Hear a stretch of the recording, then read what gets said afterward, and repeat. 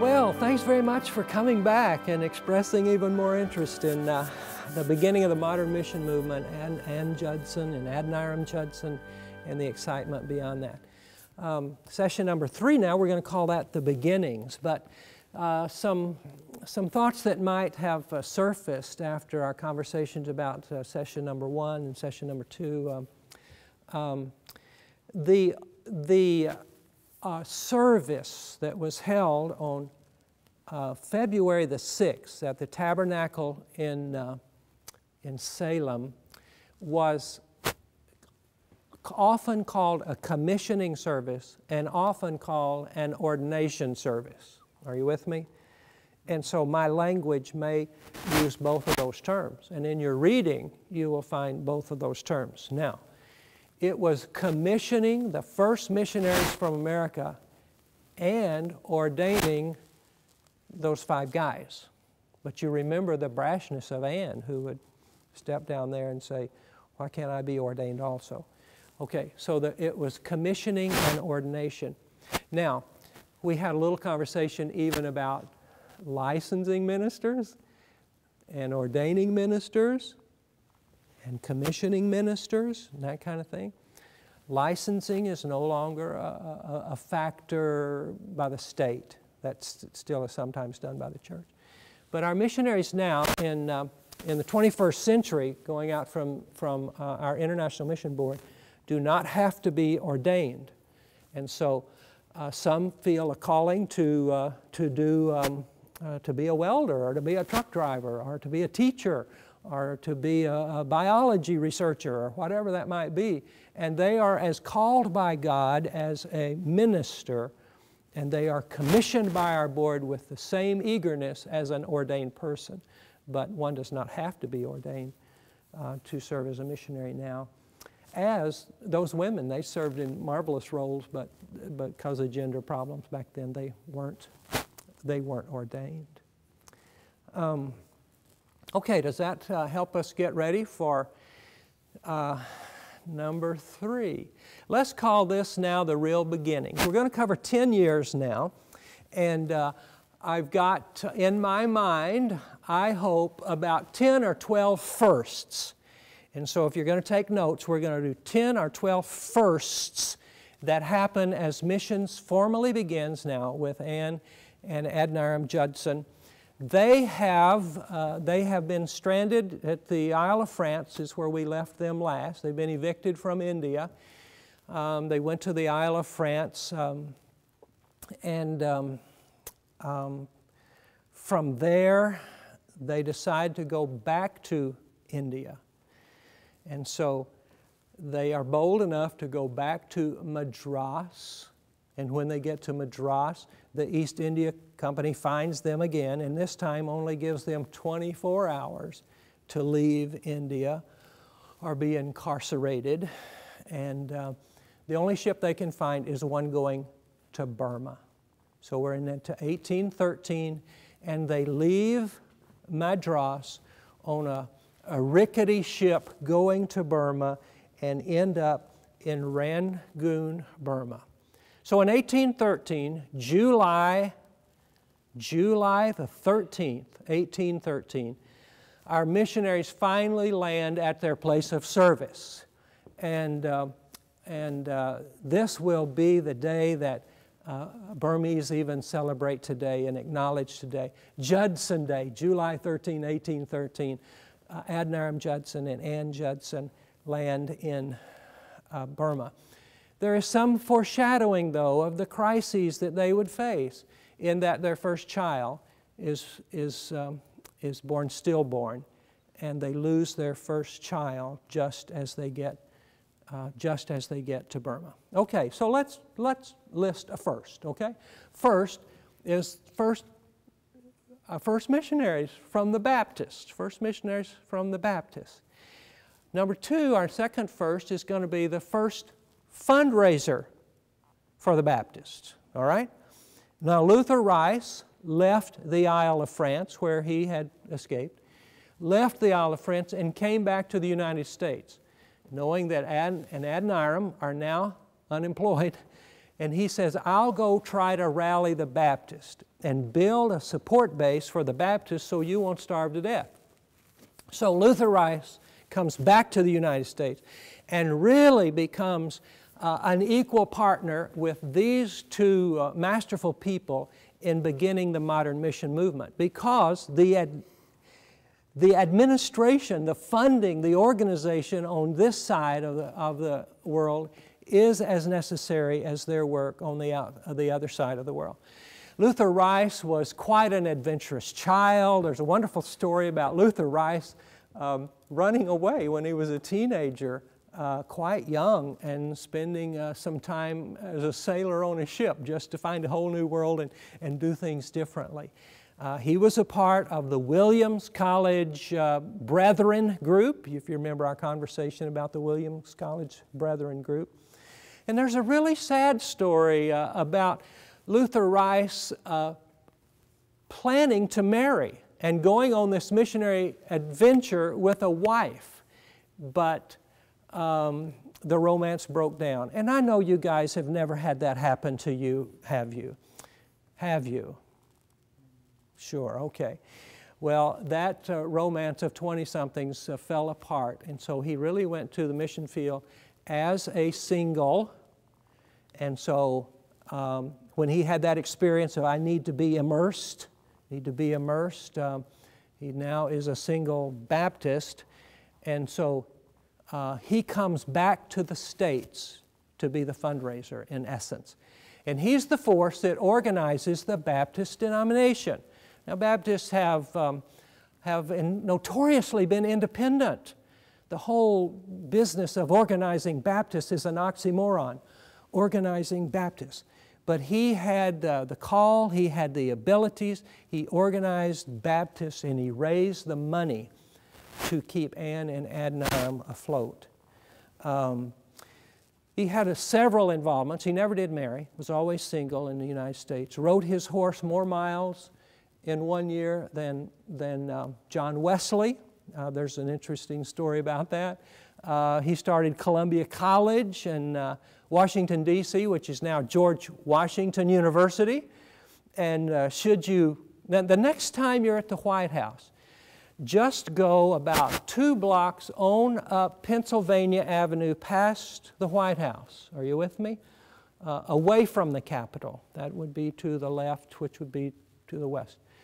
And you'll see George Washington University, and right off of Pennsylvania Avenue is an administration building called Rice Hall, named for Luther Rice. All right? Luther Rice was such a key person in organizing Baptists and selling them on the fact that we ought to support these missionaries. And so that's how Baptists came together, over the cause of missions. We've never come together over the cause of theology, but we come together over the cause of missions. And he was the fundraiser. All right, you got the first missionary, you got the first fundraiser, all right? So Ann and Adoniram end up in Rangoon. Here's my map over here. In Rangoon, which is the largest city. It's not the capital city, but they are given permission to live in the house of Felix Carey. Felix Carey is the son of William Carey. And Felix Carey had actually been a missionary here for 4 years, quite unsuccessful, but he had built a compound with a nice house on it, 2 acres, planted fruit trees, and so the Judsons move into the William Carey house, the Felix Carey house. Felix Carey would eventually go to work for the Burmese government, which in our wrap-up session we may talk about that. These missionaries became so good with the people and so good with the language, they were always being pressured by the governments to come work for us. So Felix Carey did that. And then there's a very sad story about moving his family from this compound where they were living in Rangoon up the Irrawaddy River to the capital, Ava, and the ship sinking, and his wife drowning, and his 3 children drowning, and losing all of their possessions. And Felix Carey had all of the potential of a great missionary story, but that tragedy intervened. All right. Third thing is we sent a missionary to help the Judsons. 1816, the first missionary sent by the Baptists. Now remember, Judson was sent by the Congregationalists, switched tribes and became a Baptist. And actually, it took till 1815. He got there in 1812, baptized in 1812. 3 years later, 1815, he finally gets a letter from the Baptists, we will support you, and here's your first paycheck. So he lives in 3 years of limbo there, hoping something is going to happen.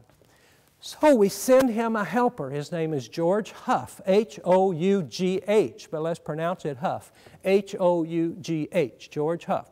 Now again, Huff is not an ordained minister. Huff is a printer.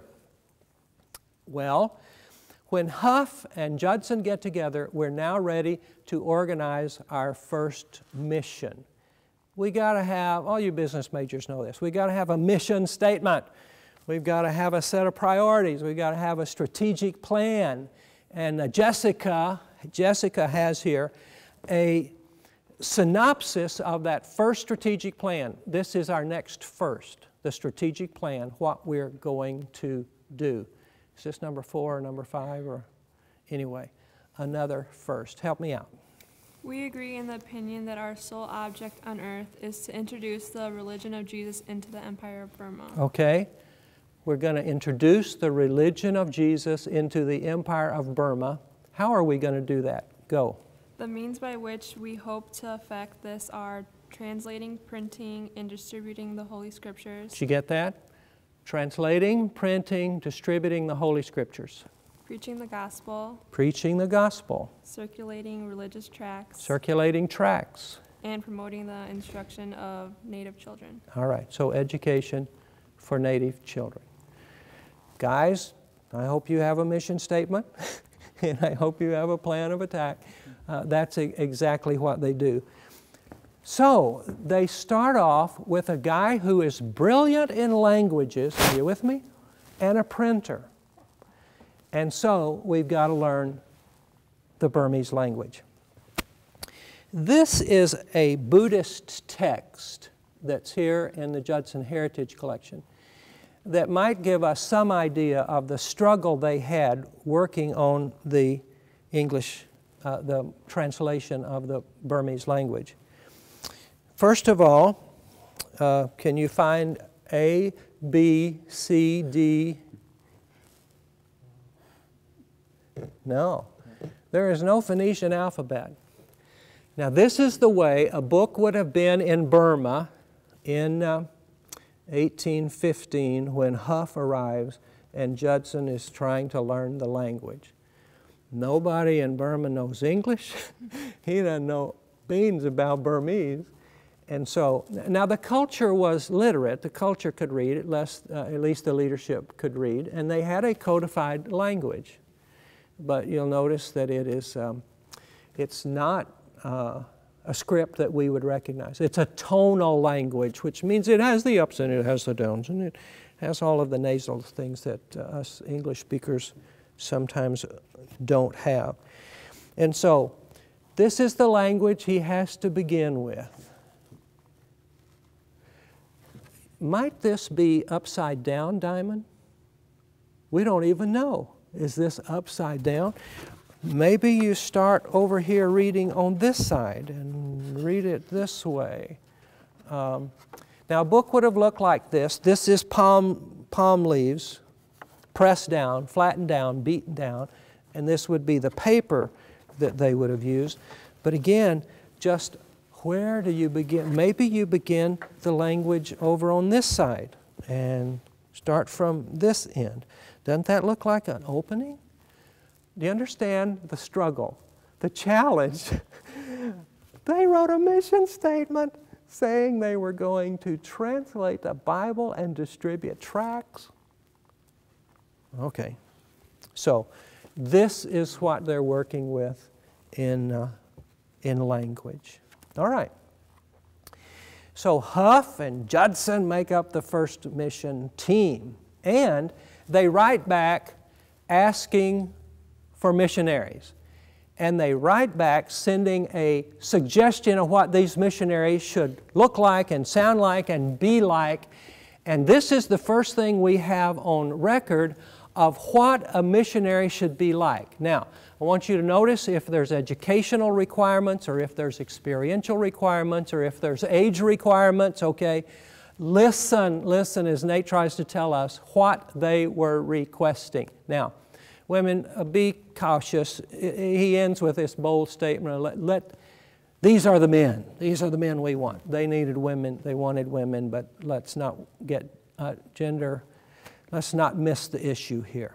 Okay, what is the first requirements for missionary service? Go. All right. In encouraging other young men to come out as missionaries, do us the greatest caution.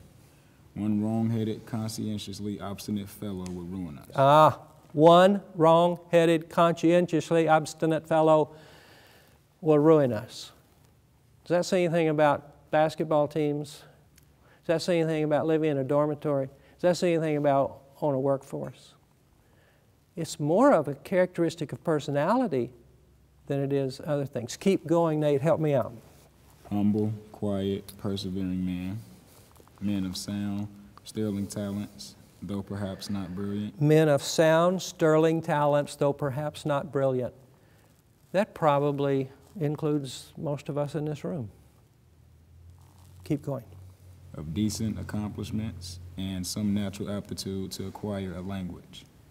Men of amiable, yielding temper, willing to take the lowest place. That's so good. Men of amiable, yielding temper, willing to take the lowest place, not demand the credit, not demand being up front. Keep going. To be the least of all and the servant of all.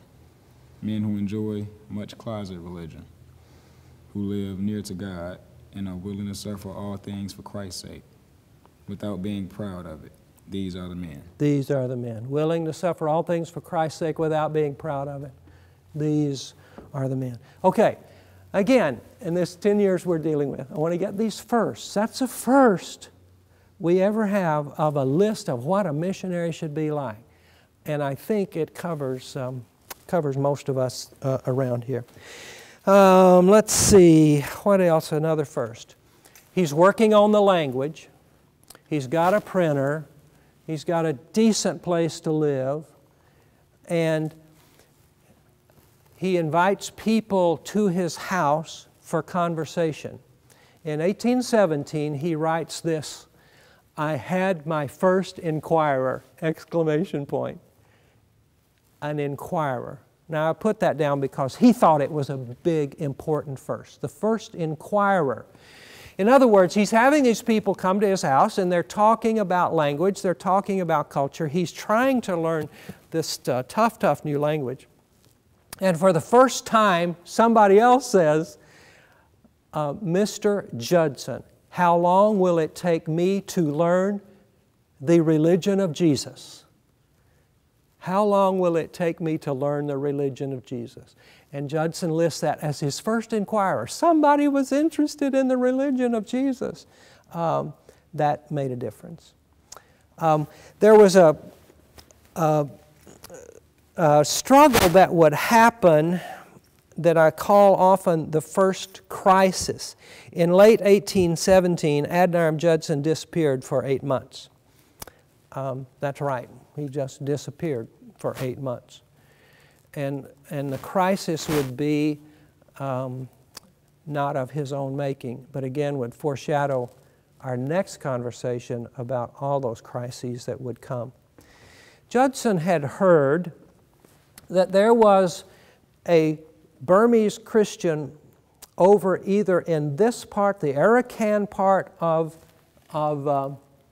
Burma, or the Chittagong part of India. And he decided he wanted to go find it. So in December of 1817, Judson said, I'll be gone 2 weeks, and he takes a ship around here, and he never shows up for 8 months. And nobody knows if he's dead, or if he's been captured, or if he's imprisoned, or what. But during that 8 months that he's gone, cholera hits Rangoon, and many people in Rangoon die. Huff his buddy Huff is arrested. And the only reason he's arrested is because that he is a non-traditional person. And Ann Judson gets him out of jail just because Ann Judson has befriended the women of the community. And they have some people in power. And so Huff is in prison. Huff gets out of jail. There's war rumors going on, and the army is getting ready to defend themselves against Siam, now called Thailand. And so there's war going on. There's an epidemic going on. Huff is arrested. Huff gets scared and decides to vacate, he and his wife and the printing press, and they decide to leave Rangoon and go back to Calcutta to William Carey Place. And sure enough, Anne is left there alone. She is really trying to decide where. She hadn't heard from her husband for 8 months. Did the ship sink? Is he drowned? Well, what happened is that Adoniram got sick. And sure enough, the ship that he was on took him all the way from Burma, across over here, to Madras, India. They let him off at Madras, and the ship was going elsewhere. They let him off at Madras, and he had to do whatever he could to nurse himself back to health. And again, they just didn't have very good email systems back then. He can't communicate where he's at or what's going on. And he has to work his way back to finding a ship that will take him back over here. For 8 months, he just disappears into the world. We have no idea where he is or what's going on. That's the first crisis. And the Huffs have left. So when he gets back in 1818, when he gets back, he's about the only one there. He and Anne are now alone. They begin building a Zayat. Now that's the first construction project, all right? First construction project. So they build, it's a teaching center for Burmese monks, all right? And so it's not a church, it's a teaching center. It has an area about this big, you know, where we would sit and talk. But he puts it on the road to the pagoda, because all the people on the road to the pagoda are seeing the Buddhist places to sit and talk about religious things. So he just joins them. He starts a Zayat there, builds a Zayat which becomes his learning center, his teaching center, and this is 1819, next verse, they have their first worship service. April of 1819, they have their first worship service. About 15 people attend, and he tries to preach in this new language. You got me? He's been there since 1813. He's had 6 years trying to learn this language. Now he's trying to speak publicly in it. Most students know the most feared experience in life is public speaking, or public speaking in a different language. Took him 6 years to get up his courage. He's now going to preach. So they have their first worship service in April of 1819, and then their first baptism in September of 1819. The first person, Mong Nao, N-A-U, Mong Nao, steps up to say, I want to be a follower of Jesus. Now, Judson takes that very seriously. It's been 7 years since he left the United States, 1812. It's now 1819. He's 31 years old. And 6 years he's been in Burma. And he finally has someone who says, I believe that's truth. I want to